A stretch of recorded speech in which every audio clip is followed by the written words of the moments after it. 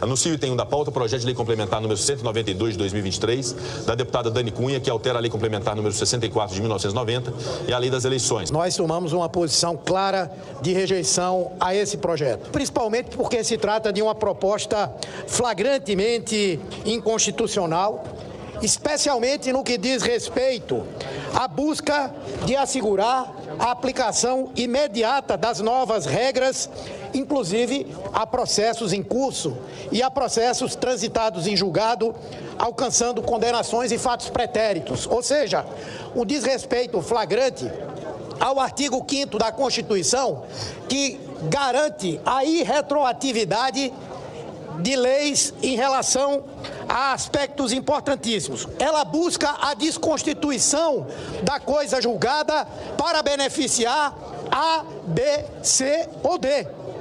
Portanto, é inaceitável que essa casa esteja discutindo um assunto como esse, quando tantos assuntos são mais relevantes do que isso, e caminhando numa linha profundamente equivocada e que vai somar para a obtenção da impunidade de um conjunto de atores políticos da sociedade brasileira. E eu não quero aqui nem citar nomes, porque isso já corre há muito tempo.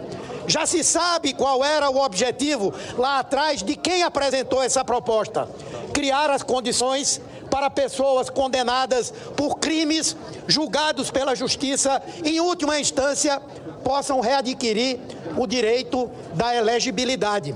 E, de fato, a lei da ficha limpa tem pontuais injustiças. E esse projeto corrige várias dessas injustiças. Me refiro aqui especificamente àqueles casos de inelegibilidade não decorrente de uma condenação criminal, mas sim decorrentes de outra espécie de julgamento. E nós temos visto, infelizmente, várias injustiças sendo cometidas. Para ficar num exemplo aqui, senador Alessandro, foi cassado o mandato do deputado federal mais votado do Paraná, Deltan Dallagnol, sobre um argumento que não convence. Respeitamos lá a Suprema Corte, mas não convence. Mas, de fato, houve esse julgamento injusto que pode acarretar uma inelegibilidade até de 8 anos. Não se trata se a alteração da lei servirá a fulano ou a cicrano.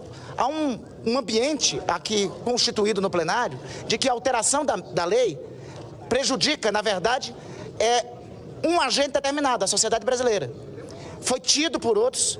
Realmente, essa é uma tarde no plenário do Senado em que a gente assiste eventos um tanto estranhos, né? Quem outrora defendia, em outros tempos, tanto a lei da ficha limpa, não sei por qual circunstância repentina, se converte a defender agora a alteração para flexibilizar a lei da ficha limpa. É realmente um dia único, talvez eu não diria um dia único, meu caríssimo senador Alessandro, mas é uma daquelas tardes no Senado em que vaca não conhece bezerro, concretamente, onde a gente vê outrora paladinos da justiça, se convertendo à flexibilização da lei mais avançada no ordenamento jurídico constitucional brasileiro, de defesa do princípio do artigo 37, da impessoalidade e da moralidade no serviço público. Não se trata de um ou de outro que vai ser beneficiado pela alteração. Se trata do princípio, que é isso que corretamente a bancada do Partido dos Trabalhadores está defendendo aqui. Não há razão ou circunstância, a não ser interesses outros, que, convenhamos, começam a ficar mais estranhos nesse plenário, para que a lei da ficha limpa, nesse momento, seja alterada. Olha, nós temos que entender que a população brasileira merece respeito. Flexibilizar a lei da ficha limpa, que foi uma iniciativa popular com 1,6 milhões de assinaturas da população brasileira, querendo o básico, querendo o elementar, querendo o cumprimento dos princípios que regem a administração pública: legalidade, impessoalidade, moralidade, publicidade e eficiência. Um dos momentos mais sublimes numa democracia é o momento do sufrágio universal do voto. E nós, políticos, temos a obrigação de cumprir com esses princípios que regem a administração pública, independente se vai se vai atribuir nomes a A, B ou C, porque o princípio é da impessoalidade. Mas o que nós temos que atender aqui é que alterar uma lei que veio de iniciativa popular e que o próprio Supremo Tribunal Federal declarou a constitucionalidade dessa lei, e que foi um avanço dentro do Estado Democrático de Direito, é escarnecer da população brasileira, é vilipendiar daquele que mais luta e quer uma sociedade em que todos efetivamente tenhamos dignidade. Então eu faço esse apelo aqui. Por que agora nós vamos efetivamente modificar, flexibilizar para beneficiar pessoas que não cumpriram com o munus público, que não cumpriram com sua função política, que não cumpriu com aquilo que rege o princípio da moralidade estabelecido no artigo 37 da Constituição Federal. Não podemos admitir isso. E eu quero deixar claro aqui que o meu voto é contra, é totalmente contra qualquer alteração que esteja sendo feita, impregnada, violentando esse princípio da moralidade, que, volto a falar, já foi declarada a sua constitucionalidade pelo próprio Supremo Tribunal Federal. Tenhamos aqui a responsabilidade de entender que todo o poder emana do povo e que a população brasileira merece respeito.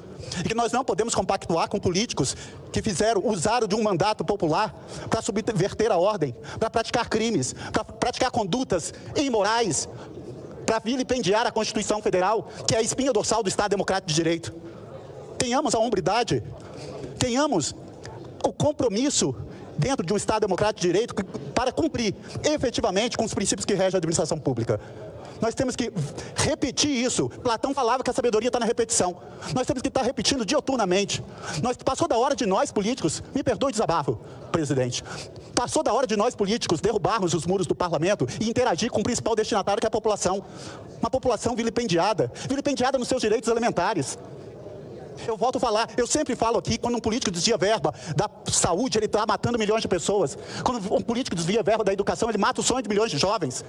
Faço esse desafio. Qual o percentual da população carcerária que está lá condenada por crimes contra a ordem tributária, contra o sistema financeiro, crimes de sonegação fiscal, corrupção ativa, corrupção passiva, peculato?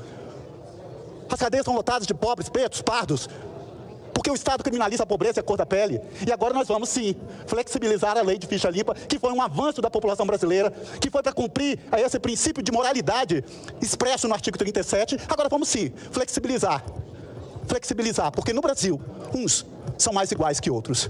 O PT tem que acertar as contas com o passado, mensalão, petrolão, a ação que moveu agora contra a lei das estatais, utilizou lá a partir dos satélites para suspender a lei das estatais. Estamos retornando a ver, né, no cenário, suspeitas de negociatas inúmeras dentro desse governo federal, e aí não tem autoridade moral para vir aqui defender, né, quem é a defensora da lei da ficha limpa. Não há essas condições. O que nós precisamos fazer nessa casa, na minha opinião, é retomar uma discussão séria da agenda anticorrupção, que passa, inclusive, por dar autonomia à Polícia Federal, por termos a execução da condenação criminal em segunda instância. Nós também, presidente, não vamos aceitar que a turma que deu golpe no Ministério da Educação, que roubou joias, que deu golpe na vacina, que praticou todo tipo de ladruagem, a turma do PL, que praticou todo tipo de ladruagem e rachadinha nesse país durante 4 anos, vem aqui apontar o dedo pra gente, viu, presidente? Então vamos votar isso hoje, vamos votar agora. Questão procedimental, para ser colocada a voto.